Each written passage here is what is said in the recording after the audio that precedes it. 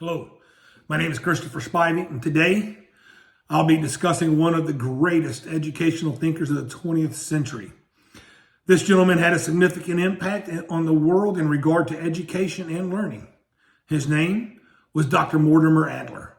Dr. Adler received his doctorate degree in philosophy from Columbia University and later went on to become a professor at the same institution. Although Dr. Adler did not create the Paideia group, he and the members of the group did create the Paideia program. This program was introduced in 1982, and it was developed in hopes of promoting school reform. Paideia is a Greek word meaning the upbringing of a child. So the group focused on the educational program that was centered around the basic principles of education and reforming schools. In reforming the schools that had poor conditions in learning environment, lack of equal opportunity, and excess stress on the coverage of materials.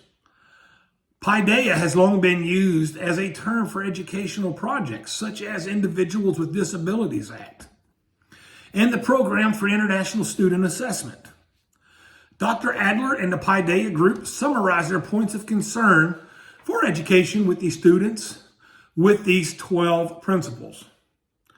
Number 1, all children can learn regardless of their background. Number 2, all children deserve the same quality of schooling, not just the quantity. The best education for all, not just your elitist. The best preparation is given to the students to lay down a foundation of lifelong learning. Number 5, there are 3 callings for which schooling should prepare all Americans. Number 1, to earn a decent livelihood. Number 2, to be a good citizen of the nation and of the world. And number 3, to make a good life for yourself. And principle number 6, genuine learning is an activity of the learner's own mind, oftentimes with the hopes of a teacher who functions as a facilitator.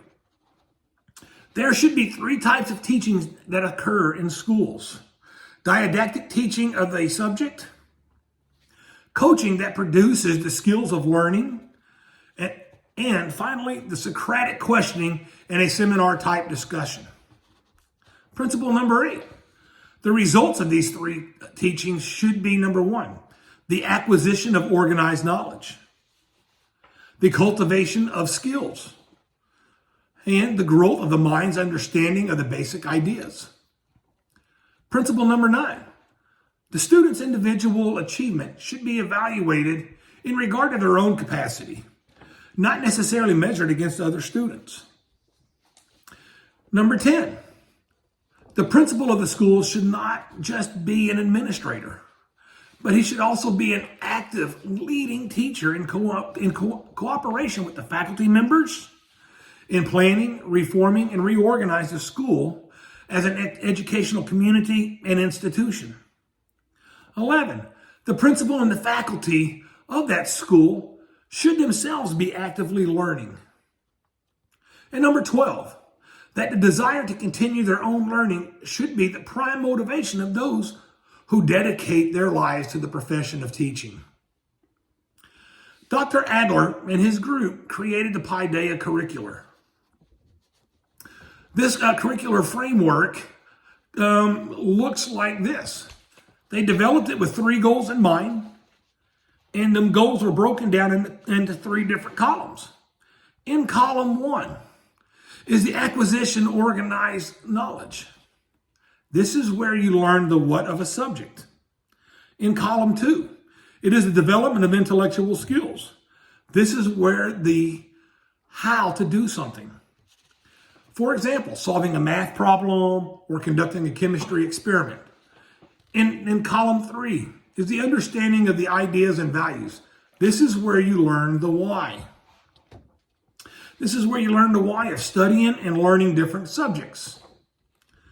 Then we have the 3 means. And in column 1, we have the didactic instruction lectures and responses, textbooks and other aids, coaching exercises and supervised practices. And in column 3, we had the Socratic questioning. The Socratic method often described as the cornerstone of the cognitive behavior therapy, CBT. The CBT solves the inadequacy by asking a series of focused, open-ended questions that encourages reflection. By surfacing knowledge that was previously outside of our awareness, the technique produces insightful perspectives and helps identify positive actions. This questioning technique involves a disciplined and thoughtful dialogue between two or more people. And finally, areas. And under areas in column 1, we have language, literature and the fine arts, mathematics, natural sciences, history, geography, and social studies. In column 2, we have reading, writing, speaking and listening, calculating problem solving, observing, measuring, and estimating, and exercising critical judgment. And in column 3, discussion of books, not the textbooks, but other works of art, and involvement in the artistic activities such as music, drama, and visual arts. In closing, Dr. Adler and his team were held in the highest regards with their breakthrough programs. However, with the introduction of technology, his techniques are still used in some forums, but it has since fallen to the wayside in some areas to allow for more advanced methods and the advancement in technology. Once again, my name is Christopher Spivey, and I would like to thank you for your time.